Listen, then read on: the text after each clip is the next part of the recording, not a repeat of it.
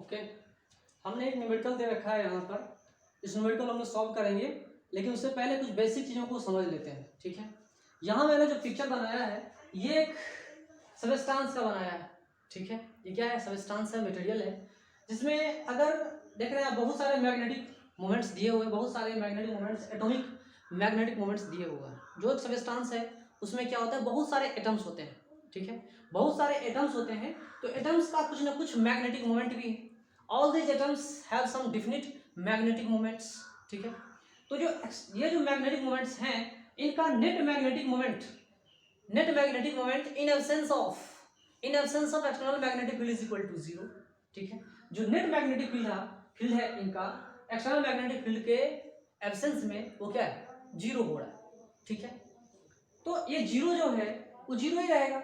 और बहुत सारे इसमें एटम्स पाए जाते हैं, हजारों एटम्स पाए जाते हैं। छोटा सा भी आप एटम, छोटा सा भी साइज अगर ले लोगे ना, छोटी सी वॉल्यूम भी अगर दिखाओगे तो उसका नेट मैग्नेटिक मोमेंट क्या होगी, नेट मैग्नेटिक मोमेंट क्या होगा, 0 आ रहा है। ठीक है, 0 आ रहा है। ठीक है, चलिए अब क्या करते हैं, अगर हम स्टडी करते हैं इसको, देखिए जानते हैं, अगर हमने इस सबस्टांस को एक्सटर्नल मैग्नेटिक फील्ड में रखा तो क्या होगा, एक्सटर्नल मैग्नेटिक फील्ड में रखा तो क्या होगा, वो जो मैग्नेटिक फील्ड है, ठीक है, अब क्या होगा, वो जब जैसे हमने उसको एक्सटर्नल मैग्नेटिक फील्ड में रखा, अब इनके ऊपर एक टॉर्क काम करेगा। क्या काम करेगा, टॉर्क काम करेगा। और वो टॉर्क इन सारे जो कुछ जो एटॉमिक डाइपोल्स हैं उनको अलाइन करेगा। अगर मैग्नेटिक फील्ड हमारी इस डायरेक्शन में है तो टॉर्क के वजह से क्या होगी, इनकी डायरेक्शन, मैग्नेटिक मोमेंट की भी डायरेक्शन क्या होगी, सेम डायरेक्शन में आ जाएगी। क्या होगी, सेम डायरेक्शन में आ जाएगी। लेकिन कुछ थर्मल मोशन की वजह से, कुछ हाई एनर्जी की वजह से ये जो रेंडमाइज होने शुरू हो जाता है। रेंडमाइज मतलब अगर ये मोमेंटम इधर दे रहा है तो ये अपोजिट में आ जाएगा, इसके अपोजिट में आ जाएगा, जिसके वजह से इसकी मैग्नेटिक मोमेंट क्या हो रही है, 0 हो जा रहा है। जिसकी वजह से मैग्नेटिक मोमेंट क्या हो रही है, 0 हो जा रहा है। चलिए ठीक है, तो ये जो 0 आ रहा है, नेट मैग्नेटिक मोमेंट जो 0 आ रही है, उसके बारे में हमें समझना है। ये 0 क्यों आ रही है, 0 इसलिए आ रहा है क्योंकि रेंडमाइज करके अपोजिट डायरेक्शन में आ रहा है। लेकिन फील्ड अगर बहुत ज्यादा स्ट्रॉन्ग है, बहुत ज्यादा फील्ड स्ट्रॉन्गर ले रहे हैं, एक्सटर्नल फील्ड अगर 0 नहीं है, if external field is not equal to 0, तो बहुत ज्यादा स्ट्रॉन्गर फील्ड होने की वजह से कुछ ना कुछ मैग्नेटिक मोमेंट आती है। Net magnetic moment is not equal to 0। In that situation net magnetic moment is not equal to 0। ठीक है,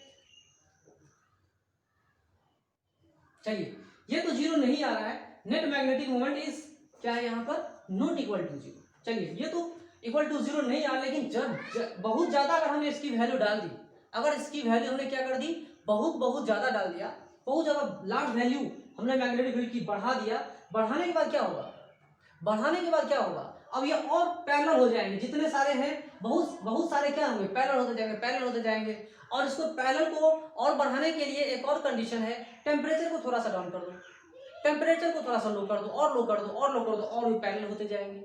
ठीक है, और बहुत ज्यादा अगर आपने मैग्नेटिक फील्ड स्ट्रॉन्गर रख दिया तो एक ऐसा सिचुएशन आएगा, सैचुरेटेड सिचुएशन आ जाएगा, जिसके पार आप कुछ भी नहीं कर सकते।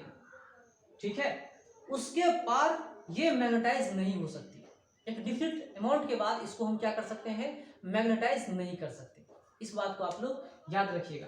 तो मेरा ये कहने का मतलब है, आप देख रहे हैं ये कहानी कुछ इस तरह से थी, ये बेसिक नॉलेज मैं आपको बता रहा था। फिर आगे चलते हैं इस न्यूमेरिकल की तरफ, है ना। मैग्नेटिक इंटेंसिटी के ऊपर ये बेस्ट न्यूमेरिकल है, इसको हम लोग सॉल्व करेंगे, है ना। क्वेश्चन क्या है, find magnetic intensity at centre of a long solenoid having n turns per unit length and carrying current I।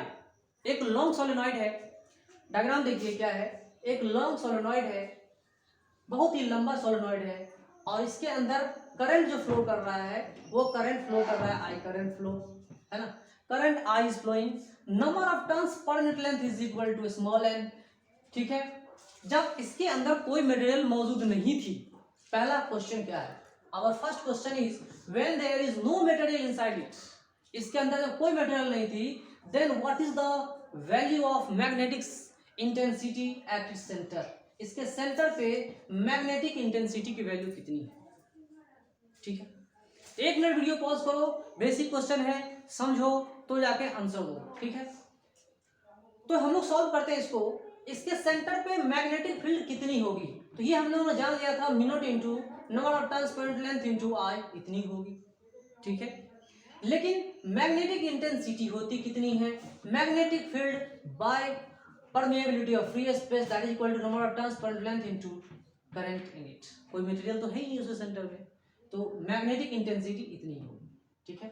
इसको हम लोग कहते हैं मैग्नेटिक इंटेंसिटी, याद रखिएगा ये क्या है भाई, मैग्नेटिक इंटेंसिटी, ये मैग्नेटिक इंटेंसिटी, ठीक है।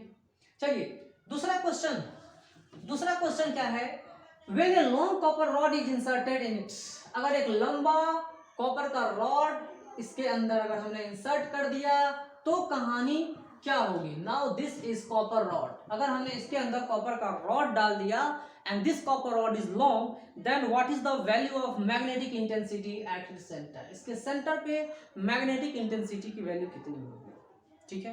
देखिए रॉड भी लंबा, सोलेनॉइड भी लंबा, इन डिफेक्ट्स को भूल जाएंगे, नहीं सोचेंगे, तो इसके सेंटर पे मैग्नेटिक फील्ड की वैल्यू क्या होगी।